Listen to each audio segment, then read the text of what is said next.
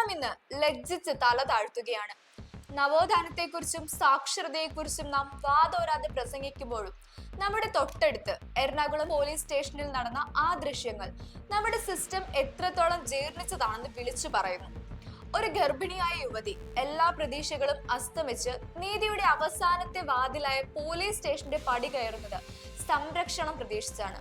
എന്നാൽ അവിടെ അവരെ കാത്തിരുന്നത് കാരുണ്യമല്ല, മറിച്ച് അധികാരത്തിന്റെ ഹുങ്കിൽ മതം പൊട്ടിയ ചില ഉദ്യോഗസ്ഥരുടെ ക്രൂരമായ മർദ്ദനമാണ്.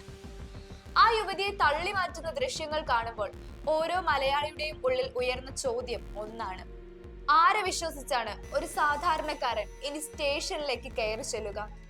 ഈ ദൃശ്യങ്ങൾ പുറത്തു വന്നില്ലായിരുന്നുവെങ്കിൽ ഒരുപക്ഷെ ആ യുവതിക്കെതിരെ തന്നെ വ്യാജമായ കേസുകൾ ചമച്ച് പോലീസ് ഈ ക്രൂരതയെ വെള്ളപൂശുമായിരുന്നു. ഇതൊരു ഒറ്റപ്പെട്ട സംഭവമാണെന്ന് പറഞ്ഞ് കൈയൊഴിയുവാൻ കേരള പോലീസിന് ഭരണകൂടത്തിനോ കഴിയില്ല. ലോക്കപ്പ് മർദ്ദനങ്ങളുടെയും പോലീസ് അതിക്രമങ്ങളുടെയും കറുത്ത ചരിത്രം കേരളത്തിനുണ്ട്. 2018 വരാപ്പുഴയിൽ അന്യായമായി കസ്റ്റഡിയിലെടുത്ത് മർദ്ദിച്ച് കൊലപ്പെടുത്തിയ ശ്രീജിത്തിന്റെ മരണം നമ്മൾ മറന്നിട്ടില്ല. 2019 ഇടുക്കി നെടുങ്കണ്ടം സ്റ്റേഷനിൽ സാമ്പത്തിക തട്ടിപ്പ് കേസിൽ കസ്റ്റഡിയിലെടുത്ത രാജ്കുമാർ എന്ന വ്യക്തി നേരിട്ടത് മൃഗീയമായ പീഡനമായിരുന്നു. ഒടുവിൽ ആ ജീവൻ പൊലിഞ്ഞു. ഇതിനു മുമ്പ് തിരുവനന്തപുരം ഫോർട്ട് സ്റ്റേഷനിൽ ഉദയകുമാർ എന്ന യുവാവിനെ ഇരുമ്പ് ദണ്ടുപയോഗിച്ച് ഉരുട്ടി കൊലപ്പെടുത്തിയ സംഭവം നിയമവ്യവസ്ഥയ്ക്ക് ഏൽപ്പിച്ച ആഘാതം ചെറുതല്ല. ഈ പട്ടിക ഇങ്ങനെ നീളുകയാണ്. അടുത്തിടെ ആലുവയിൽ പോലീസിന്റെ മോശം പെരുമാറ്റം കാരണം ആത്മഹത്യ ചെയ്ത മോഫിയ പർവീൻ എന്ന വിദ്യാർത്ഥിനിയുടെ ദാരുണമായ അനുഭവം നമ്മുടെ മുന്നിലുണ്ട്. ഇത്രയേറെ സംഭവങ്ങൾ ഉണ്ടായിട്ടും യൂണിഫോം ഇട്ടാൽ തങ്ങൾ നിയമത്തിന് മുന്നിലാണെന്ന ധാരണ ചില ഉദ്യോഗസ്ഥർക്ക് എവിടെ നിന്നാണ് ലഭിച്ചത്?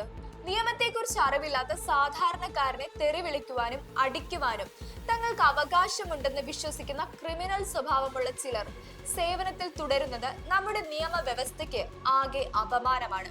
സുപ്രീം കോടതിയുടെ DK ബെസ്റ്റ് കേസ് വിധി പ്രകാരം അറസ്റ്റ് ചെയ്യുമ്പോഴോ കസ്റ്റഡിയിൽ വെക്കുമ്പോഴോ പാലിക്കേണ്ട കൃത്യമായ മാർഗനിർദ്ദേശങ്ങളുണ്ട്. എന്നാൽ നമ്മുടെ സ്റ്റേഷനുകളിൽ പലപ്പോഴും ഇടിമുറികളായി മാറുന്നു. സ്റ്റേഷനുകളിൽ CCTV ക്യാമറകൾ പ്രവർത്തനക്ഷമമായിരിക്കണമെന്ന പരമോന്നത കോടതിയുടെ ഉത്തരവ് പോലും പലപ്പോഴും അട്ടിമറിക്കപ്പെടുന്നു. എറണാകുളത്തെ ഈ സംഭവം പുറം ലോകം അറിഞ്ഞത് അവിടെ ക്യാമറകൾ ഉണ്ടായിരുന്നത് കൊണ്ടോ അല്ലെങ്കിൽ ആരെങ്കിലും ഇത് പകർത്തിയത് കൊണ്ടോ മാത്രമാണ്.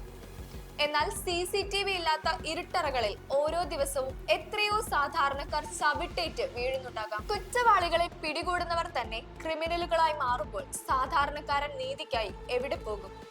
ഇത്തരം ക്രിമിനലുകൾക്ക് കേവലം ഒരു സസ്പെൻഷൻ മാത്രമാണോ ശിക്ഷ? സസ്പെൻഷൻ എന്നത് പലപ്പോഴും ഒരു പെയ്ഡ് ലീവ് ആയി മാറുന്ന കാഴ്ചയാണ് നമ്മൾ കാണുന്നത്. മാതൃകാപരമായ ശിക്ഷകൾ നൽകാത്തതാണ് ഇത്തരം സംഭവങ്ങൾ ആവർത്തിക്കാൻ കാരണം.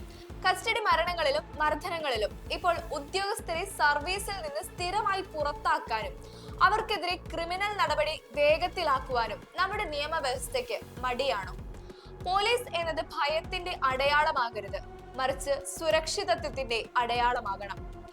ജനമൈത്രി എന്ന പേരിൽ കോടികൾ പരസ്യം ചെയ്യുമ്പോഴും അടിസ്ഥാനപരമായ മനുഷ്യാവകാശങ്ങൾ പോലും ലംഘിക്കപ്പെടുന്നത് നമ്മൾ കണ്ടില്ലെന്ന് നടിക്കരുത്. അധികാരത്തിന്റെ ധിക്കാരത്തിന് മുൻപിൽ തലകുനിക്കാത്ത ഒരു ജനതയ്ക്ക് മാത്രമേ നീതി ഉറപ്പാക്കാൻ കഴിയൂ.